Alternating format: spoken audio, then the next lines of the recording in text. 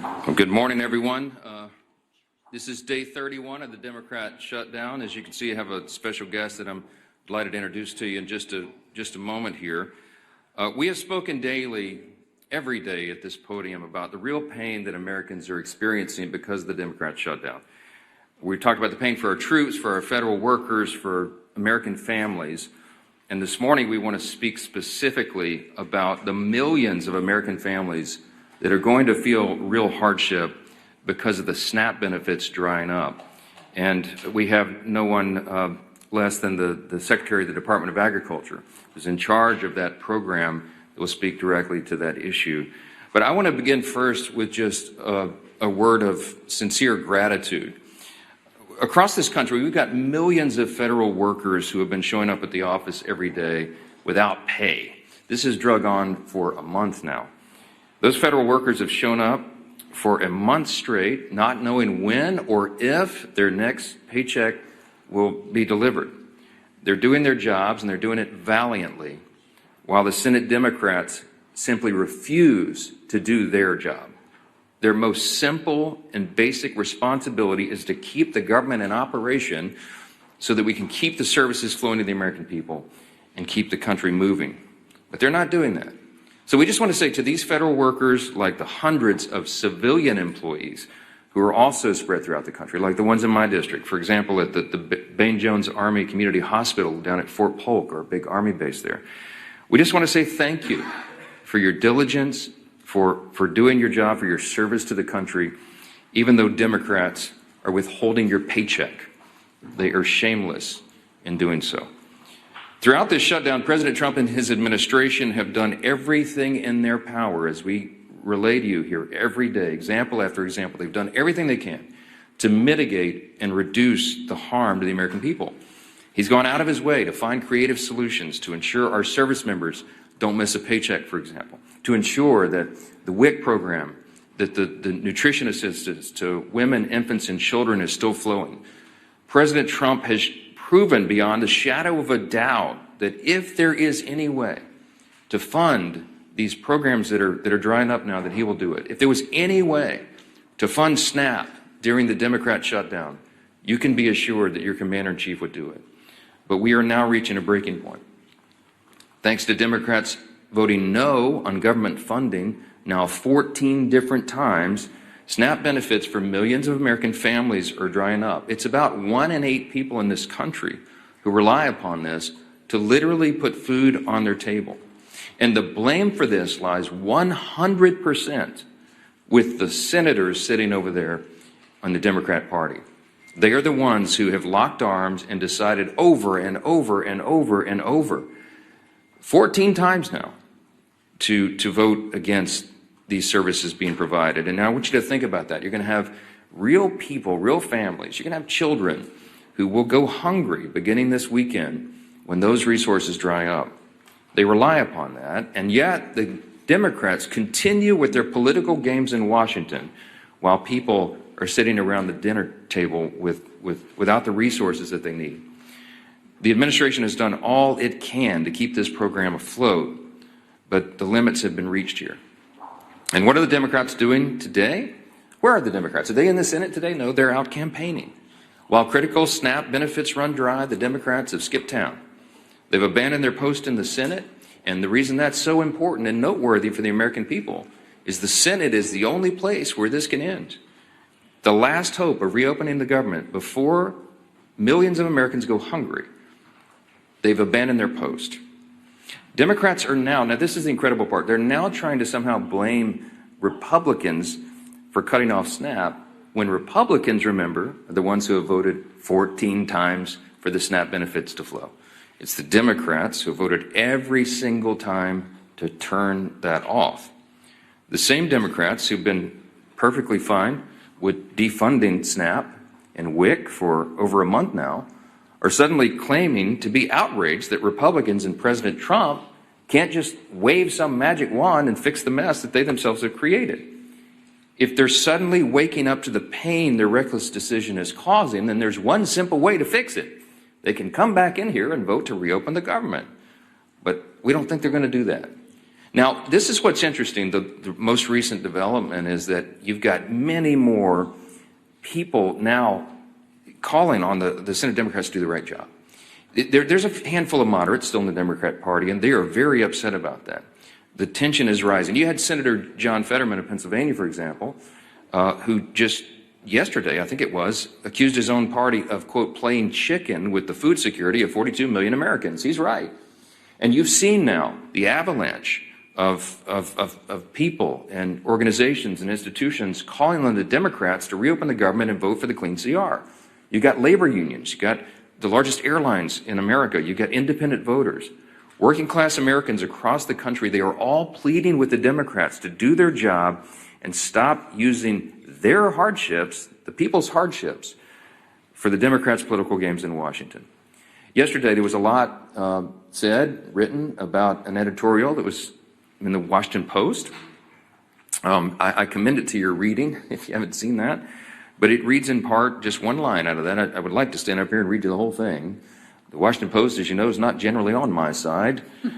They said, quote, Democrats openly acknowledge that they refuse to do this, reopen the government, because it would mean giving up their leverage. If they persist, it will mean families start to go hungry. Now, look, this isn't some novel idea. As you know, the Democrats have always traditionally said, breathlessly, given speeches passionately saying that you've got to keep the government funded. You should never shut it down. It would be so dangerous. And we've recounted this over and over. I mean, I literally could be here all day reading the Democrats' own past statements on the perils of shutting down the government, but I'm just going to highlight a couple this morning because they're relevant and timely. I'll begin with Senator Coons. He's the senior Democrat senator from Delaware. In 2013, he said this, quote, our democracy cannot function if the majority party threatens to shut down the government unless it gets its way, unquote. And that was Senator Coons in 2013. And what is he saying now? Earlier this week, he said, quote, frankly, this is our only moment of leverage. Quite a switch. Bernie Sanders has got a lot of airtime here lately, and back in 2018, Senator Bernie Sanders said this, quote, the truth is that shutting down the government is a serious and dangerous action that we must do everything possible to prevent. That was in 2018. You know what he said this month? Quote, if we reopen the government, we lose our leverage. Senator Sheldon Whitehouse in 2013. The shutdown was, quote, entirely unnecessary and has harmed our economy and our reputation in the world. But if we also can't forget, we must never again allow extremist hostage-taking to create this kind of disruption. That was 2013. Just days ago, the senator from Rhode Island said the opposite. It's the only lever we have, meaning the shutdown. What he means is that the pain of the American people is their political lever. I guess he's forgotten his cries of alarm over the extremist hostage-taking. And how about the House? And infamously now, we all know, the Democrat whip, Catherine Clark, the second highest ranking Democrat in the House, said, quote, just last year, she said, they are taking a non-issue, a false flag, and saying this is the reason we can't proceed. It is a dangerous precedent to be threatening a shutdown. That's what she said in 2024. And what'd she say about a week ago? The opposite, quote, of course there will be families that are going to suffer here, but it's one of the few leverage times we have. Many House members have echoed the same hypocrisy, and I'm not going to waste our time with it this morning, but I do want to leave you with this quote from Chuck Schumer because he is the actual architect of the shutdown. He is the one that is preventing the Senate Democrats from doing the right thing. In March of this year, as you know, he voted on the same CR to avert a shutdown. And he said then, quote, in his speech on the Senate floor and in a bunch of interviews, this is what he said on the Senate floor, quote, the CR was certainly bad, but a shutdown would be 15 or 20 times worse. It was a vote of principle. And today, Chuck Schumer, entirely void of principle, by his own estimation, said, quote, every day gets better for his party. Tell that to the millions of American families facing a hunger crisis now as a direct result of his failed leadership and shenanigans. Those Democrats have all collectively voted 14 times over the last several weeks to reject the clean continuing resolution to fund the government, and they've made it abundantly clear they're going to continue to do that, to hold the American people hostage, so long as it serves their political interest, to look tough, to the leftist radicals in their base. Republicans have done our part to end the government, the Democrat shutdown, and now it's time for Democrats to do theirs. The path forward is simple. Please, please, every American who is concerned about this, every American that is feeling the harm, you should call the Senate Democrats and tell them to stop the nonsense. Echo the voices of the unions, of the airlines, of hardworking people everywhere, and tell them to stop doing this and open the government. We have to do that. 42 million Americans are set to miss meals starting tomorrow, and this should be the easiest vote they've ever taken in their lives. I don't want to belabor this point any longer because I'm delighted to introduce you to our guest for the daily press conference here. Everybody knows Brooke Rollins, the incomparable, as I call her, the incomparable Brooke Rollins. She leads the U.S. Department of Agriculture, and of course, her department operates and oversees SNAP benefits to all these tens of millions of Americans. We're fortunate to have her here today. She's going to talk about the devastating effects of the Democrats' decisions on all this, and I'm delighted to give her the podium now. Brooke, so thanks so much for being here, Madam Secretary. Thank you, Mike, Mr. Speaker. Really great to be here with everyone. I was reminded I was in the Speaker's backyard in Louisiana over the weekend and on Friday, and we went to a restaurant there, and our waiter by the name of Joe was wonderful. He was a multi-generational Louisiana, New Orleans, and he was our server, and he was just so impressive. And towards the end, he brought up that, well, this is a job he had to take because he was furloughed and so was not making any money, and he worked for the federal government. He didn't know who I was. And I said, well, Joe, I can appreciate that. You know, I'm sort of in that world as well. And I said, where do you work? And he said, well, I work for the U.S. Department of Agriculture in their New Orleans office as part of the financial team. And so it just really brought home for me, to echo what Mike said, just thanking so many thousands of federal workers who are showing up, who are still doing their job, who aren't getting paid, those that are now concerned about putting food on the table and making their mortgages and paying their rent, but to be out in the country, I was in Indiana yesterday, and understand the real sort of pain that's being felt. But just to echo a couple of the themes that Speaker Johnson talked about, again, the idea that the Democrats have now for 14 different votes voted to keep the government closed is absolutely unconscionable. Every day they hold the federal government hostage. They are leaving millions of families' livelihoods and critical benefits, including SNAP, hanging in the balance. Of course, we all know the 13,000 air traffic controllers working without pay, many turning to Uber, taking second jobs in restaurants, etc., as this shutdown continues. Hundreds of thousands of federal employees are not receiving a paycheck. Thousands of small business loans are going unapproved each month because of this shutdown, equating to almost $4 billion in capital being taken out of the pockets of small business owners across this country, truly the backbone of our economy. It is a fact that Democrats shut down the government over free health care for illegal aliens and their $1.5 trillion partisan wish list. Democrats need to stop playing politics with the livelihoods of hardworking Americans and open the government now by voting for the clean resolution. We are here today because SNAP benefits run dry tomorrow. So the truth has finally revealed itself, hasn't it? Democrat support for programs like SNAP is now reduced to cynical control over people's lives. This last month has shown that the party who constantly says it puts people over politics does the complete opposite. Millions of Americans, as of tomorrow, will no longer receive SNAP and potentially WIC or even a paycheck. Democrats have instigated a disgusting dereliction of duty unlike anything I have seen in all my years doing this work, all to favor illegal aliens and other radical far-left policies that benefit only a small, tiny sliver of their base. I am embarrassed for Chuck Schumer. He is going out of his way to please the likes of Zohran Mamdani, a man who is polarizing America with his socialist rhetoric and anti-American principles. The essence of government responsibility is to the citizens who live and work here to protect their interests first, unless you are a Democrat in the United States Senate. Chuck Schumer and the Democrats are doing all this because they fear the socialists and the radicals to their left.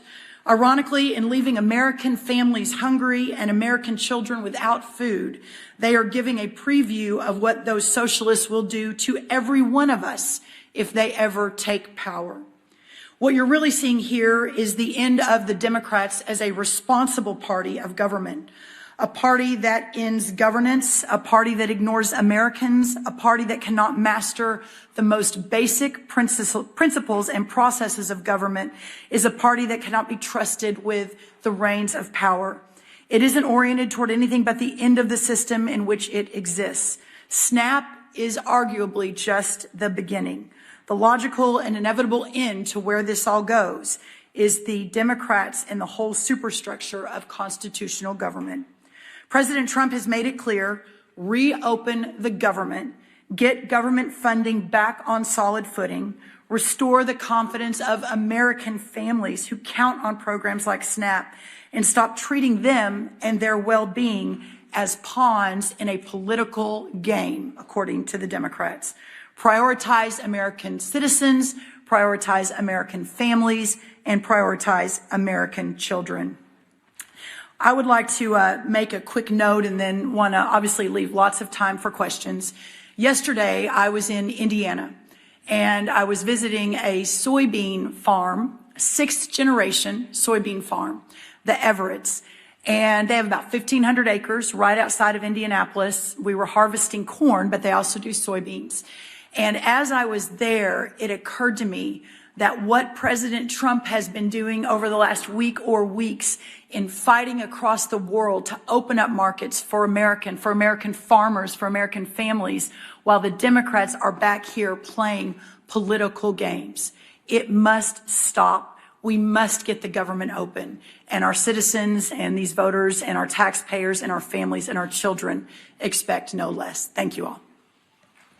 All right, take a few questions. Chad, go ahead. You're standing up in the back. Go ahead. Hello, Chad. This question for the Secretary. The minority leader in the House said yesterday, Hakeem Jeffries, that the term he used was lying, that some of these SNAP benefits couldn't be liberated. Can you explain, refute that, give us your perspective, what their perspective is, and what your argument is, why they can't? Yeah, and I appreciate the opportunity to explain that. So the fact that the Democrats are saying, but wait, USDA has money in their accounts, why it is really their fault, I've seen it over and over and over from some of their leaders, is absolute false, and it is a lie. We have been saying on October 10th, we sent messages out. On October 24th, we sent messages out. These benefits end on November 1st. Now, let me get down into a little bit of the details on that to better explain. So there is a contingency fund at USDA, but that contingency fund, by the way, doesn't even cover, I think, half of the $9.2 billion that would be required for November SNAP, but it is only allowed to flow if the underlying program is funded. It's called a contingency fund, and by law, contingency fund can only flow when the underlying fund is flowing. So, for example, if today the Democrats say, oh, never mind, sorry, we'll open the government, and SNAP flows, Hurricane Melissa or one of the hurricanes hits, that's the contingency fund that we would use to send more money into the vulnerable communities that are harmed by a specific event like a hurricane. But it is a contingency fund that can only flow if the underlying appropriation is approved. And listen, even if it could flow, it doesn't even cover half of the month of November. So here we are again in 2 weeks having the exact same conversation. I would just add to that, the Democrats are lying about that, and I think they know that. Some of the ones who are out saying it are actually attorneys. They can read the black letter law themselves. They've even filed a lawsuit, you saw, to try to do it. Why?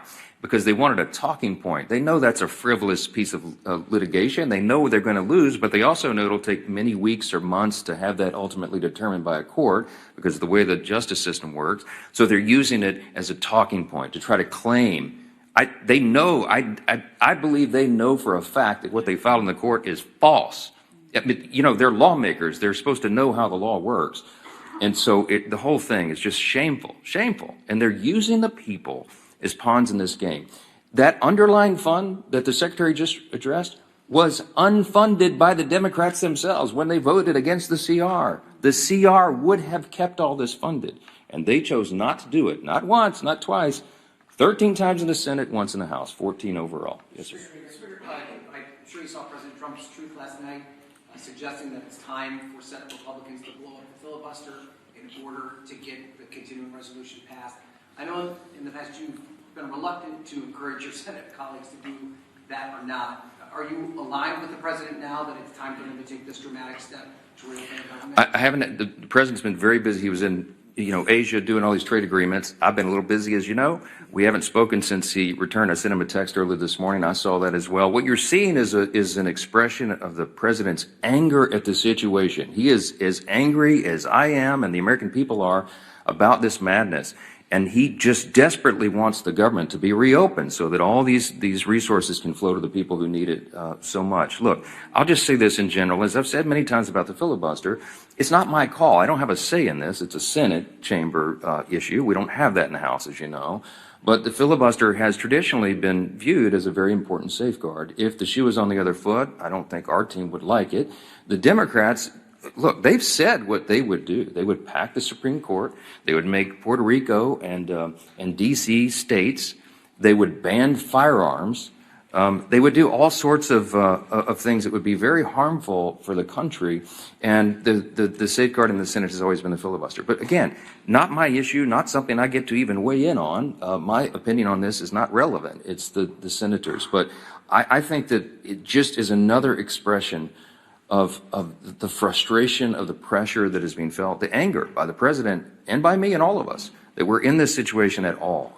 Do your basic job. I'm going to say this again. We have put zero Republican policy priorities on the CR. It is Biden-level policies and spending. They have no excuse at all not to support it. They have no excuse to put all this pain on the American people, except that for what we've just articulated and repeated here every day, they want to give a showing to the radical left fringes of their base, and they want to give illegal benefits or benefits back to illegal aliens and non-citizens and all the other crazy stuff that they've claimed. Yeah. Can I respond? Sure. I just very quickly, I have not spoken to the president either since last night, but let me say this.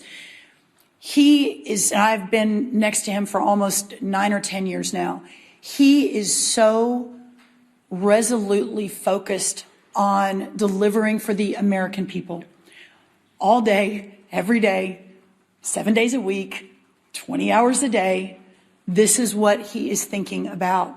And as the world's greatest deal maker, from his perspective, the way he thinks out of the box as a businessman is how do we end this nonsense, and how do we again open the government, and how do we support these families that need support? Yeah, go ahead. I'd already called on him. Go ahead. Thank you, Mr. Speaker. Yeah. Madam Secretary, question to you. So I know you addressed the contingency fund, but SNAP has never run out of funding in its 60-year history. That's right. During shutdown. Why were past administrations able to find funding to keep it afloat in a shutdown that you can't? Well, let me see. I've got a chart I want to show you all on the SNAP funding. My charts are slightly wanky because our print shop is closed because we're furloughed. So it was a little arts and crafts time over at USDA early this morning. So this is the chart of the SNAP program. Now, I know everyone can't see this, but this goes back to October of 2023. And I want everyone to follow. This is the red line that under Joe Biden, you see an almost 30% increase in the cost of the SNAP program over the 4 years that President Biden and the USDA was overseeing it with Congress funding it. And you see now the downward trend since President Trump was reelected November, and we've had about 650,000 people move off of SNAP since President Trump was elected. A press conference for another time. That's obviously the goal of all these programs, is to move families into real work and the dignity of that. I say that because the astronomical costs of the SNAP program under Joe Biden was historical. It was unprecedented, and we don't have the same levels of funding that were there in the past. And by the way, for 1 month, we have band-aided and bubble-gummed and duct-taped this deal to get this 1 month of funding in for SNAP, the $9 billion. Thank you. Quick follow-up. I mean, because reality is setting in for a lot of people this weekend. So what do you say to the millions of people who stand to lose their food stamp benefits? What should they do?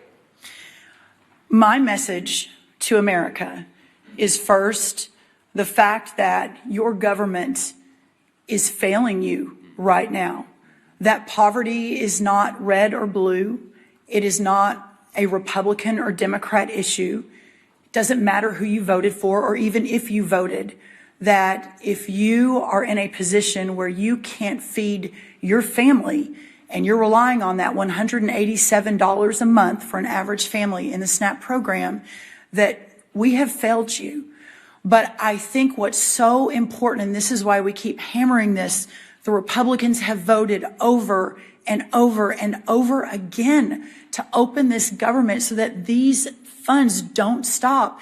And for 14 different times, the Democrats have said, no, we are going to hold hostage the most vulnerable families in this country so that we can get our left-wing radical agenda into the government and the governing structure.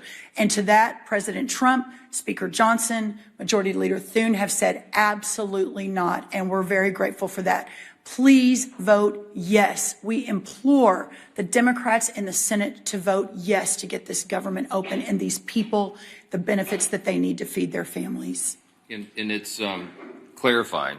When she says we have failed you, she means we, the Democrats, okay? Because as we've just explained, Republicans have voted 14 times to get this done.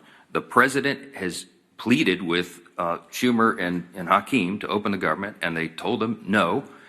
We're doing everything we can. The Republicans, they say, well, the Republicans are in charge of the federal government. Why can't they get this done? It's simple math. We need 60 votes in the Senate. We only have 53 Republicans. We have to have Democrats. It is the Democrats alone who are failing the American people. And this administration, every cabinet secretary, it's not just Secretary Rollins, every cabinet secretary is bending over backwards to make sure that the American people are served and they get what they need. But we are not magicians. We cannot wave a magic wand. The funds have run out because the Democrats are playing games. And that's why we've been here every day this month pleading with them to do the right thing. And they do not care. They have shown how callous they are. They do not care that people are suffering. And that's who's failed them. It's not the government overall. It's the Democrats who are holding up the government for working for the people. It's a very important thing. Jake, go ahead. You undoubtedly you've seen some of the modest progress in the Senate, and these people are talking about spending, 26 spending. Number one, I want to get your sense for where things are, your reaction to that, and would you bring the House back if they got some sort of agreement on a number of spending bills? Yeah, look, the whole point of this is a very important reminder. The reason we're in this mess is because they voted against the clean CR. What was the point of the CR? The CR was merely to buy us 7 additional weeks to finish the funding of the government, the appropriations process. We were working on that in bipartisan fashion and bicameral fashion. As you know, we had a conference committee set to go on 3 appropriations bills that had passed out of the House. They didn't match the Senate exactly. They were going to work through that. That's the process. And our appropriators, the members of Congress who work on all this funding every day, are raring to go. In both parties, in both chambers, they want to get back to that work, and that is the whole point. Chuck Schumer and the leadership are holding that process up. So am I optimistic that we can get back to that? Yes, but we can't do any of it until they take the simple step to vote on that additional time. It's just a stopgap funding measure to make all these services and funding flow to the people so that we can finish that work. They're holding it up. So I'm heartened, Jake, that we have members on both sides. I had a meeting with the chairman of our Appropriations Committee in my office yesterday afternoon. Tom Cole came in. We were talking about the latest and what those appropriators are doing, the things they're working on. I meet with Leader Thune about it almost daily on the subject. We are ready. The next packages of funding bills are being prepared. And yes, we want to pass that off the House as soon as possible. We want to get all 12 appropriations bills done because we're returning to regular order. That's been a commitment of mine since I became the Speaker 2 years ago, and it's something that Congress must do to be better stewards of taxpayer dollars. So we don't have, I'm using your handy chart here, so we don't have this spike in spending. We have more responsible spending. The only way to get this, to make the government work better and more efficiently for the people is to go through that stewardship process, that important obligation that the founders intended and that we have used to respect, but we haven't in a long time. So all of this is entwined in that. We've got to get Congress working again. We're anxious to do it, and the sooner we can get back here and get the lights on, the better. But the number one mission of Congress right now is to turn the government back on. There's too many people's lives and health and hunger at stake. This is not a game. They've got to stop playing games. Remember this, too. The first time in U.S. history that any party has had the audacity to do what the Democrats in the Senate are doing right now. No one ever before has shut the government down over a clean, nonpartisan CR, because it would have been unthinkable until now. And you need to remind them of that. Yes, ma'am. Last one. The One Big Beautiful Bill contained numerous Medicaid anti-fraud measures. Senator Tuberville recently highlighted a slew of aliens are receiving these SNAP benefits. Are there any plans to do the same with SNAP and totally reform it just to ensure that it's available only to U.S. citizens? You want to? Yes, in fact, we've already done that. Now, so a couple of quick things on the, I guess the silver lining in all of this is that we're having a national conversation on our SNAP program, that this has sort of shined a light on a program that, especially under the last administration, has just become so bloated, so broken, so dysfunctional, so corrupt that it is astonishing when you dig in. So 3 important things on that. The first, I talked about the extraordinary explosion of benefits under the last administration. And what happened was that the money that was going out was zero accountability. So one of the very first things we did when I was sworn in was send a letter to all the states and to remind everyone the SNAP program is administered through the states and the governor's office. So send a letter to all the states saying no more illegal aliens on SNAP. Period, full stop. So that's already a rule of this administration. We're working to enforce it every single day. The second thing is we began a very serious investigation into a lot of the fraud and abuse that we kept getting anecdotal stories of that no one was doing anything about. And so just in the last, I think, 6 months, we've had major dozens of arrests, people going to jail, fraudulent activity of 50 million here. One guy's registered for SNAP in 6 different states. I mean, it's one thing after another. So we are taking that extremely, extremely seriously. And we'll continue to do so. And then the third thing on this is that for the first time ever, the USDA, has asked the states for their data so that we can ensure that taxpayer dollars are being spent appropriately. Not surprisingly, all of the red states said, yes, please help us with this. We want to do the right thing. We want to make sure there's not all this corruption and fraud. By the way, 2 blue state-led governors also leaned in, Colorado and North Carolina, alongside every one of the red governors. But the other blue states, California, Oregon, New York, Washington, all of them actually sued us and said, oh no, we're not going to give you any data. So the problem is you have an extremely corrupt program, but up until this administration and with President Trump's direct focus on this and making sure every taxpayer dollar is spent appropriately, we've never really had the opportunity to dig in. So we're going to be talking a lot more about SNAP reform. We've got a lot of people listening now, which is very, very helpful, and to take that program back to its original intent of helping those who are truly needy in our communities, but not to have a massive welfare benefit where so many people are taking advantage of it that shouldn't be. And I just want to add briefly, just zoom out a little bit. This is a stark contrast between the 2 parties, the 2 major parties in this country. We talk about the split screen in here very often. On this issue, with regard to reducing fraud, waste, and abuse in government, look, America is the greatest nation in the history of the world. We're the most powerful, most successful, most free, most benevolent nation that's ever been. Part of our benevolence, part of the spirit of America is that we do have these safety net programs. We support them. We have an extraordinary cabinet, like Brooke Rollins here, Secretary Rollins, who is handling and administrating the SNAP program is a good example of that. Medicaid is a good example. Why were they designed and why are they so important and why do we all support those ideas, because sometimes people really can't take care of themselves. You know, you have the elderly, the disabled, young pregnant women, for example, who are single and they're down on their luck and they need some help. SNAP and Medicaid and these other programs were intended to be a temporary safety net to help people to get back on their feet. But they have been abused. And there are some big government advocates, like the Marxists, like the socialists, who want the government to take over everything and supply everything for everybody. But guess what? If the government can give you everything, it can take it away as well, and your freedom is sacrificed. Socialism, don't get me started, has been a great scourge on humanity. I mean, the tens of millions of innocent people in the 20th century alone have died because of it. America stands for something better than that, something different.